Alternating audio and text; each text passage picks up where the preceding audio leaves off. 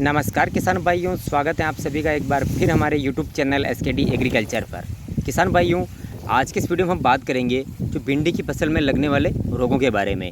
उसकी संपूर्ण जानकारी की भिंडी की फसल में कौन कौन से रोग लगते हैं या कौन कौन से इंसेक्ट लगते हैं और साथ ही साथ इनकी रोकथाम के लिए सबसे बेस्ट कॉम्बिनेशन कौन से होने वाले हैं। तो इन आज हम आपको 4 कॉम्बिनेशन ऐसे बताने वाले हैं जिनका आप अगर स्प्रे करते हैं तो भिंडी आपका बिल्कुल रोग मुक्त रहने वाली है। तो किसान भाइयों, वीडियो को आप बिना स्किप किए लास्ट तक ज़रूर देखें।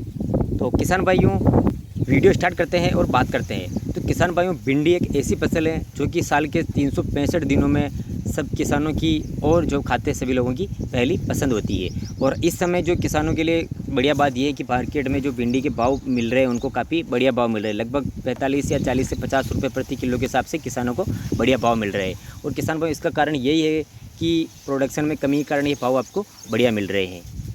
और किसान भाइयों, प्रोडक्शन कम होने का कारण भी यही है कि जो इसमें लगने वाले इंसेक्ट और जो रोग लगते हैं उन्हीं के कारण प्रोडक्शन कम पड़ जाता है। तो बहुत से किसान लोग होते हैं कि सही समय पर स्प्रे नहीं कर पाते हैं, उसके कारण उनकी भिंडी का जो पौधा है पूरा ख़त्म हो जाता है या फिर उतना फुटाव नहीं हो पाता है, जिसके कारण फिर वो उतना प्रोडक्शन नहीं ले पाते हैं।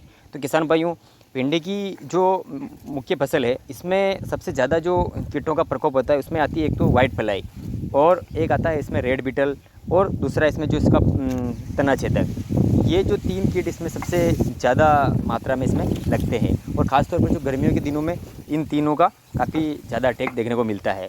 तो किसान भाइयों, जो अभी सबसे बड़ी समस्या आ रही है इसमें कि जो तना छेदक, जिसमें आपको पत्ता छेदक आपके पत्ते में छेद दिखाई दे रहे होंगे, पूरा पत्ता कटा हुआ दिखाई दे रहा होगा। तो इसमें किसान भाइयों यही एक समस्या आती है जिसमें कैटरपिलर जो आता है, वो जो इल्ली आती है और उसी के कारण ये आपको पत्ता कटा हुआ दिखाई देता है। और इसमें जो दूसरे जो सिकिंग पेस्ट होते हैं, रस्सों से कीड़ होते हैं और जो रेड बीटल होता है, उसी के कारण किसान भाइयों ये इस प्रकार की समस्या आती है। ये धीरे धीरे पत्तों के नीचे छिपे रहते हैं और आराम से बैठ के उसको खाते हैं। तो इस प्रकार से ये आपको कटे हुए पत्ते दिखाई देते हैं। तो किसान भाइयों, इनकी रोकथाम करनी है आपको, तो आपको इसको सही समय पर स्प्रे करना काफ़ी ज़रूरी होता है। और अगर आप स्प्रे की हम बात करें तो किसान भाइयों, सबसे पहले अगर आप स्प्रे कर रहे हैं तो आपको नॉर्मल जो डोज रहता है वही यूज़ करना है, हेवी टेक्निकल पर आपको नहीं जाना है। ताकि अगर आप स्टार्टिंग में हेवी टेक्निकल यूज़ करते हैं तो बाद में जाकर अगर समस्या आ जाती है तो फिर आपको दिक्कत आती है। आपको महंगे से महंगा टेक्निकल यूज़ करना पड़ता है और 2 चीज़ों का क्रॉस कराना पड़ता है, तभी जाके हम किसी भी इंसेक्ट को या कीट को कंट्रोल कर पाते हैं। तो इसीलिए किसान भाई आप शुरुआत में हल्के से डोज में काम चला लेती। तो सबसे पहले अगर हम बात करें कि तो आप कौन सा कॉम्बिनेशन यूज कर सकते हैं।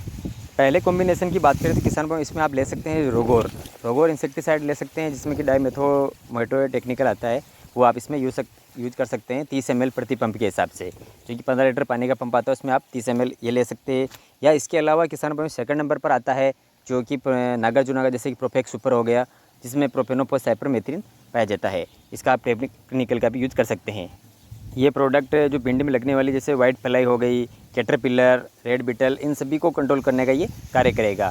और किसान भाइयों, इसके अलावा आप एक और ले सकते हैं प्रोडक्ट तीसरा, जो कि बायर कंपनी का सोलोमन इंसेक्टिसाइड आता है।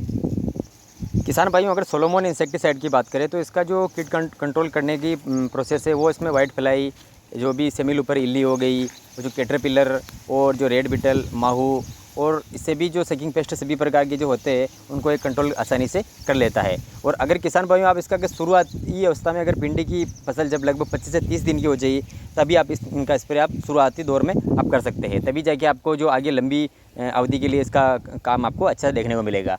और इस समय अगर आप स्प्रे कर रहे हैं 25 से 30 दिन की अगर भिंडी की फसल है तो उसमें आप इसका जो सोलोमोन का लगभग 10 से 15 ml आप इसका पर टंकी के हिसाब से आप डोज रख सकते हैं। और अगर बड़ी होने के बाद अगर स्प्रे करें तो आप इसमें 20 ml प्रति पंप के हिसाब से आप स्प्रे कर सकते हैं।